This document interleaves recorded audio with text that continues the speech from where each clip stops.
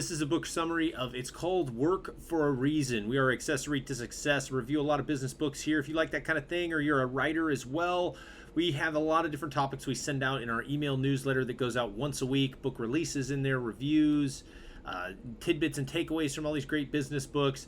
If that sounds interesting, head to the website and subscribe. There's also a lot of other book recommendations in this review, and there's links to all of those in the blog post. All right, let's move on to the main takeaway from this book. If you want to be the best worker, manager, or owner of a business, you have to not only put in a lot of effort, but deal with discomfort. A lot of that discomfort comes from recognizing uncomfortable truths about your daily work experience. A number of practical and at times brutal topics are brought to the table in this book. Here are some bullet point takeaways of what you'll learn.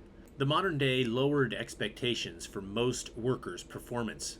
The simple things in business being key to ongoing success and ignoring them being the source of failure. The oversized importance of results over process. The value of being invaluable. Ethics as an absolute. Service being the heart of all business endeavors, inside and outside of an organization, on a macro and micro level. Now on to the main book summary.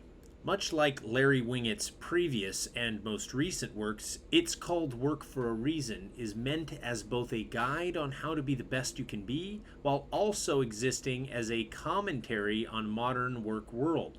Winget's irrational approach is meant to deliberately ruffle the feathers of its audience, particularly those with a sense of introspection.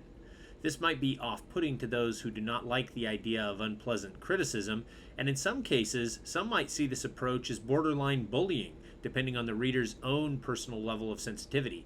However, for those readers who actively want to do better and are willing to look into themselves to find the source of their own issues, this book can be helpful at worst and profoundly cathartic at best. The book starts with an angry call to action chapter on the very concept of how most people work, or in most cases only partially work. Winget breaks down how much the average workforce lollygags through the work week, only spending about half of their time on actual work tasks.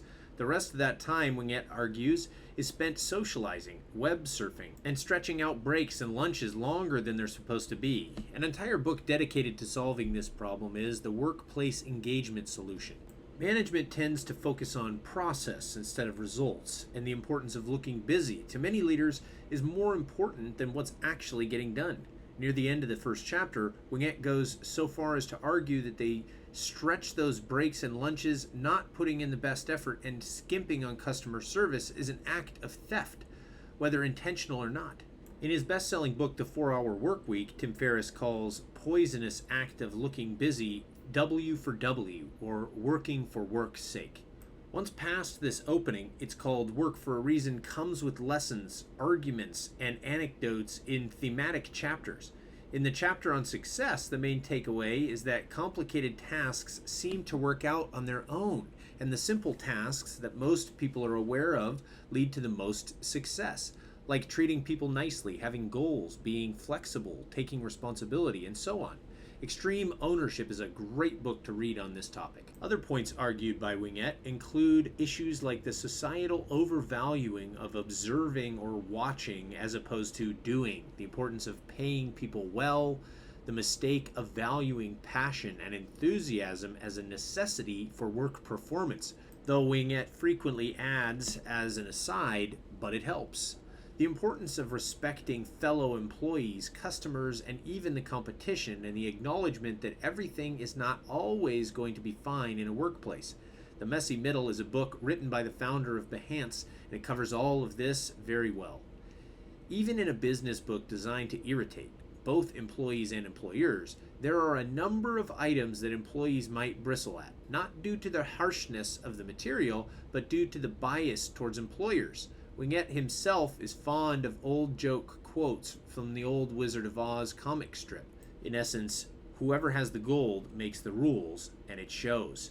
There is a good portion of text specifically decrying the idea of suing an employer for being injured on the job, as well as other jabs about taking back our businesses from the control of the government and the control of labor unions.